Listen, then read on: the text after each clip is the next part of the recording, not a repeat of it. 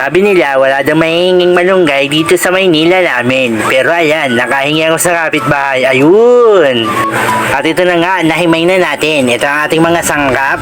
Kaya imegas-megas na natin yan, amigo.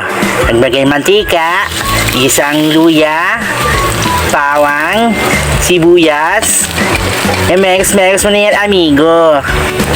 At ito ang sahog natin, balat ng elepanting gala. Mekos-mekos ulit natin yung amigo. Pagkatapos lagyan natin yung alamang, sabay buhos ang gata. Mekos-mekos ulit. Lagyan ng paminta at patis, pampalat. Mekos-mekos ulit. Lagyan natin ng 2 siling haba.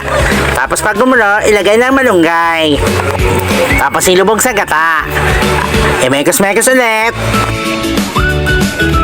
At ayan na, luto na. Sakto to sa bahaw na kanin. Kaya ano pa hinihintay natin? Kain na! Sa mga wala ng lisensang siyam na